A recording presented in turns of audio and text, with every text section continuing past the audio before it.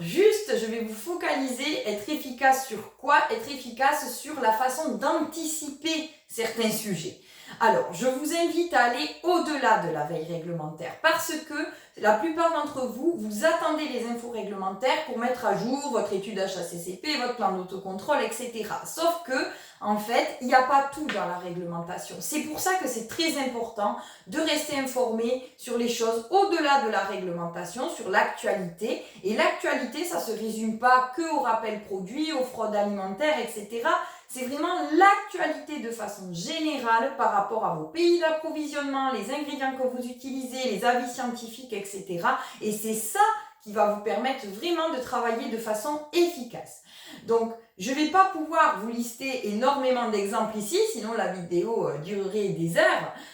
Mais je vais vous donner deux petits exemples comme ça, assez différents, pour que vous puissiez vous poser la question à votre tour et dire qu'est-ce qui pourrait m'intéresser et vers où je pourrais aller chercher des informations comme ça pour anticiper et mettre à jour nos systèmes documentaires de façon efficace. Le premier qui me vient en tête, c'est la graine de chia. Par exemple, c'est un novel food qui a été autorisé il y a quelques années. Il est utilisé de plus en plus, c'est l'ingrédient à la mode, etc. Sauf que maintenant, si on commence à regarder l'actualité, on se rend compte que finalement, les personnes qui sont allergiques au sésame ont tendance à être aussi allergiques à la graine de chia.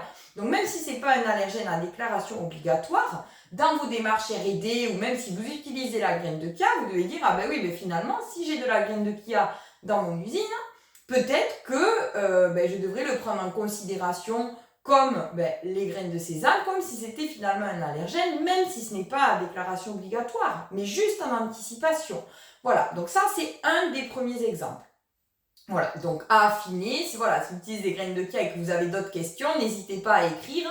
Je ne vais pas développer plus que ça dans cette vidéo, mais voilà un des premiers exemples qu'il n'y a pas dans la réglementation.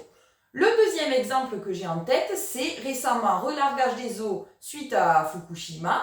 Du coup, cette eau, on la retrouve dans la mer et du coup, qu'est-ce qui se passe? Du coup, on a une augmentation de radioactivité et du coup, les poissons vont se retrouver avec un taux de contamination plus élevé que ce qui est attendu au niveau réglementaire.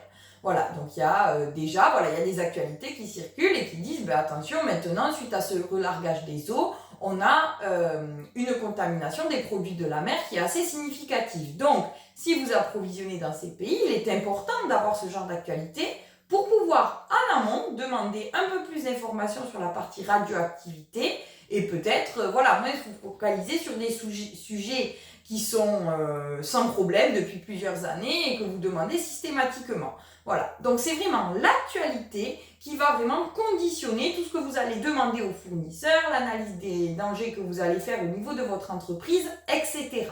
Voilà, donc si vous avez d'autres questions, n'hésitez pas à nous écrire. Vous pouvez aussi vous abonner à notre chaîne YouTube si ce n'est pas fait. Je vous souhaite une très belle journée et je vous dis à très bientôt.